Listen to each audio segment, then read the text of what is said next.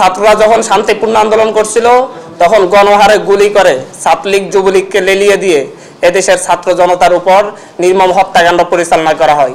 এখানে ছাত্রলীগ যুবলীগের সাথে পেটুয়া বাহিনী হিসেবে ব্যবহার করা হয় দেশের আইন শৃঙ্খলা বাহিনীকে, যেটা এদেশের মানুষের টাকায় কেনা বুলেট এদেশের মানুষের বুকে বিদ্ধ হয়। যার পরে এদেশের প্রতিটা প্রান্ত থেকে গ্রামগঞ্জ প্রত্যেকটা ইউনিয়ন ওয়ার্ড থেকে মানুষজন ঢাকা অভিমুখে আমরা যখন লং মার্চের আহ্বান করি প্রত্যেক মানুষ কোটি মানুষ ঢাকার রাজপথে নেমে আসে। যখন গণপ্রতিরোধের মুখে পড়ে তখন রাস্তা ছেড়ে পালায় এবং এই ফ্যাসিস্ট রেজিমের প্রধান হেলিকপ্টার দিয়ে গণভবন থেকে পালিয়ে যায়। গণভবন এই দেশের মানুষের সম্পত্তি, কোনো খুনি কোনো ফ্যাসিস্ট এই গণভবনে থাকতে পারবে না।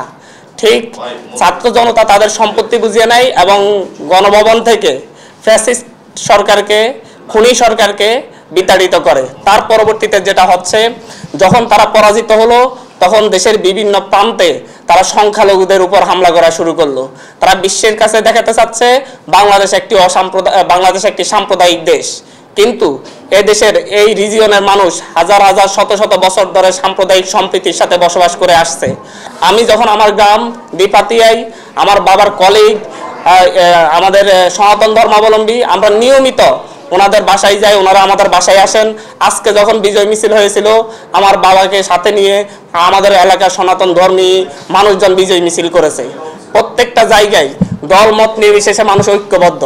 এখানে কেউ গোলাপানিতে মাছ শিকার করতেছে পরাজিত গোষ্ঠীটি, যারা পাকিস্তানি প্রেতাত্মাদের মতো, পাকিস্তানি হানাদার বাহিনী প্রেতাত্মাদের মতো মুক্তিযুদ্ধের চেতনাকে ব্যবহার করে বারবার এদেশের সাম্প্রদায়িক সম্প্রীতি নষ্ট করার জন্য উঠে পড়ে লেগেছিল।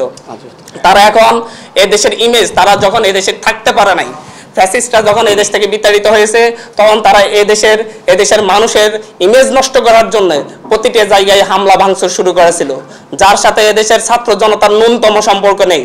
আরেকবার বলছি, এদেশের ছাত্র জনতার এই সাম্প্রদায়িক সম্প্রীতি বিনষ্টের যে খেলা চলতেছে এর সাথে ন্যূনতম সম্পর্ক নেই। বাংলাদেশের ছাত্র জনতা শান্তিপূর্ণভাবে বিজয় উদযাপন করছে এবং তারা প্রতিটি জায়গায় সম্প্রদায় সকল ধর্মবর্ণের মানুষকে নিরাপত্তা দেওয়ার জন্য তাদেরকে আমরা প্রত্যেকটা জায়গায় অবস্থান নেওয়ার জন্য আহ্বান করছি। তারা এখন মুখোশ পাল্টে সাধারণ ছাত্র জনতার ভিতরে ঢুকে এদেশের সাম্প্রদায়িক সম্প্রীতি বিনষ্ট করে এদেশকে সন্ত্রাসী কার্যকলাপ পরিচালনার অপচেষ্টা চালাচ্ছে। কিন্তু ছাত্র জনতা যেভাবে একটি ফ্যাসিস্ট সরকারকে প্রতিরোধ করেছে, সুতরাং এই সাম্প্রদায়িক সম্প্রীতি বিনষ্টের সাথে যারা লিপ্ত তাদেরকে প্রতিরোধ করতে এদেশের ছাত্র জনতার 10 মিনিট সময়ও লাগবে না। এদেশের ছাত্র জনতা রাজপথে আছে।